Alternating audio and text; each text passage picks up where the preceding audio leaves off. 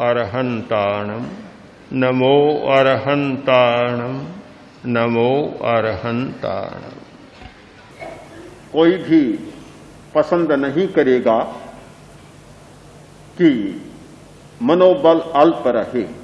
बड़ी कठिनाइयां हैं जहां सामूहिक जीवन, पारिवारिक जीवन, सामाजिक जीवन और एक दूसरे को सहन न कर सके, यह सबसे बड़ी समस्या।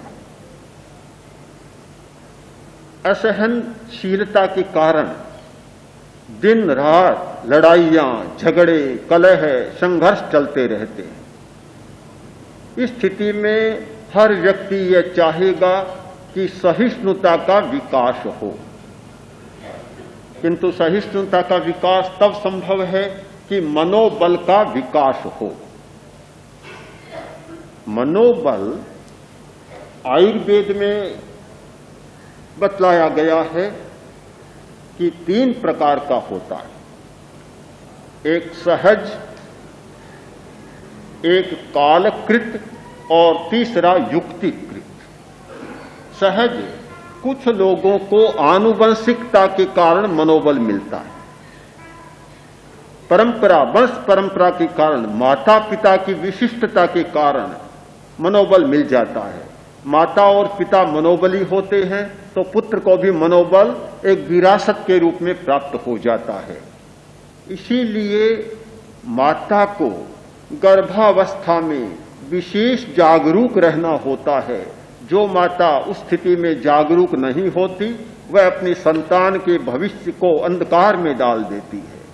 और जो माता इस विषय में जागरूक होती है, वह शायद संतान को आगे बढ़ने में बहुत प्रेरणा दे देती है, रास्ता बना देती है। तो माता पिता के द्वारा जो प्राप्त होता है वह सहज मनोबल होता है। दूसरा कालकृत मनोबल होता है। एक अवस्था विशेष में छोटा बच्चा शायद मनोबल उतना मजबूत नहीं होता, अवस्था पा गया, युवा बन गया, मनोबल बढ़ जाता है। बूढ़ा होता है तो फिर मनोबल लड़खड़ा जाता है, बड़ा कमजोर हो जाता है। बूढ़े की नियंत्रण शक्ति बड़ी कमजोर हो जाती है, मस्तिष्क के तंतु ढीले पड़ जाते हैं, न अपने पर कंट्रोल कर पाता, न मनोबल को रख पाता। कालकृत होता है मनोबल। और कालकृत का एक दूसरा अर्थ भी हो सकता है कि ऋतुकृत या समयकृत। अमुक समय में मनोबल बढ़ जाता है और अमुक समय में मनोबल घट भी जाता है। ऐसा भी होता है समय समय पर। शायद रात में मनोबल घट जाता है और दिन में मनोबल बढ़ जाता है। प्रकाश होता है, आदमी का मनोबल होता है। रात होती है तो मनोबल घट जाता है। दिन में किसी को स्मशान में जाना हो तो आदमी चला जा सकता है। रात को कहा जाए स्मशान में चले जाओ, स्मशान अकेले चले जाओ। स्मशान तो वही है, वही क्षेत्र है, वही जाने वाला व्यक्ति दिन में चला गया था, रात में नहीं जा पाएगा क्योंकि समय रात का है, मनोबल घट जाएगा।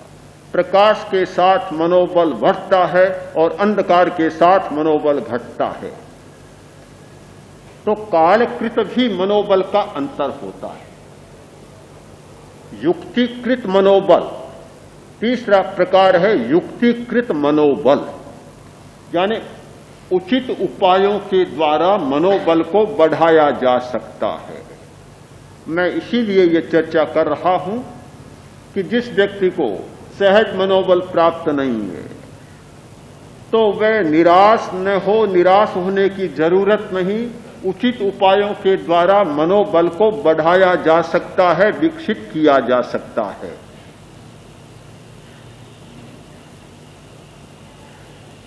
भोजन भी एक कारण बनता है कि संतुलित भोजन, उपयुक्त भोजन होता है या उपयुक्त वनस्पतियां मिलती है, आदमी का मनोबल बढ़ जाता है। यह प्रेक्षा ध्यान का प्रयोग भी एक उपाय है मनोबल को बढ़ाने का।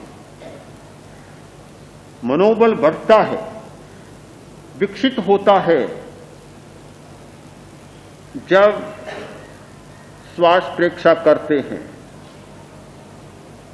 संकल्प शक्ति का विकास होता है, एकाग्रता का विकास होता है, मनोबल बढ़ जाता है, सहन करने की क्षमता बढ़ जाती है।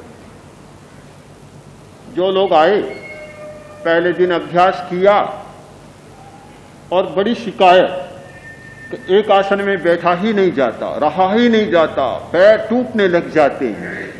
धीरे धीरे अभ्यास बढ़ा, मनोबल भी बढ़ गया, सहनशीलता बढ़ गई। अब कहते हैं कि दर्द हुआ तो भी हमने संकल्प कर लिया कि ये पूरा ध्यान एक आसन में ही करना है, एक में कर लिया। इतने थोड़े दिनों में भी यह सहन करने की शक्ति आ गई। क्या मनोबल बढ़े बिना आ गई? मनोबल बढ़ा तभी तो सहन कर सके। अगर मनोबल नहीं बढ़ता तो सहन नहीं कर पाते और तत्काल आसन को बदल डालते। थोड़ा थोड़ा कष्ट सहने का अभ्यास बहुत महत्वपूर्ण सूत्र है जीवन की सफलता का।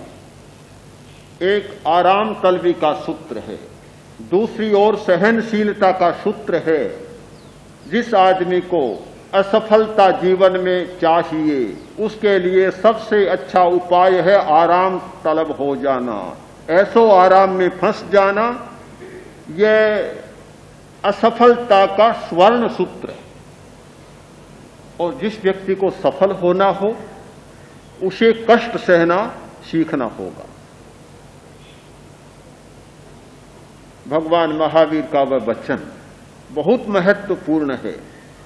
जैसे जैसे उस पर मनन करते हैं, ऐसा लगता है कि जीवन की सफलता और असफलता का विवरण बहुत थोड़े में उन्होंने दे दिया। सुहसाय गस्य समणस्य निगाम साइस्य उच्छोलना पहो इससे दुल्लहा सुगई तारी सगस्य। कि जो श्रमण, जो मुनि सुख चाहता है, सुख का रसिक है, बहुत सोना चाहता है, दिन में भी सोना, रात में भी सोना, जब भी समय मिले तब सोना, सो जाना चाहता है, आलसी पड़े रहना चाहता है। 2-3 दिन पहले पंडित दल सुख मालवणिया आचार्य श्री के पास पहुंचे और बोले कि आचार्य श्री बात क्या है?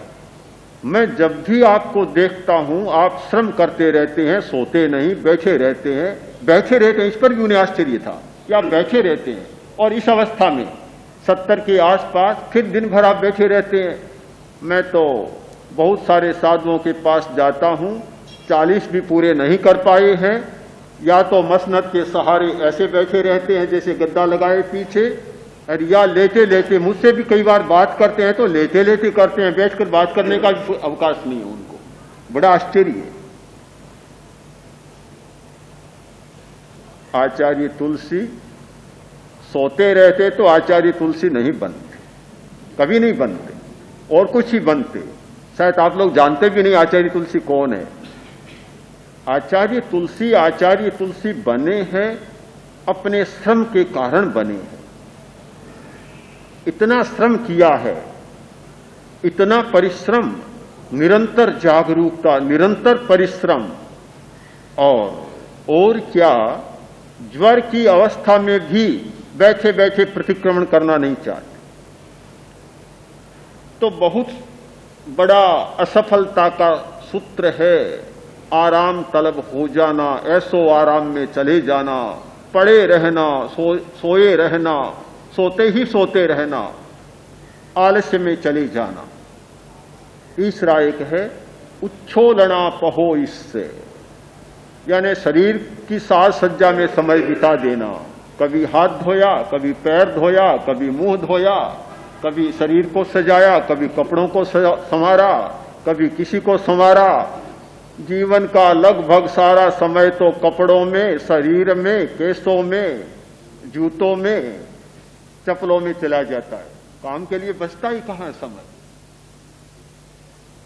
उच्छोलना पहो इससे, भगवान ने कहा दुल्लहा सुगई तारी सगस्य। ऐसे व्यक्ति की सुगति दुर्लभ है, ऐसे व्यक्ति का विकास दुर्लभ है, ऐसा व्यक्ति उन्नति के शिखर पर पहुंच सके, सफलता का वर्ण कर सके, ये बात दुर्लभ है, कभी संभव नहीं है।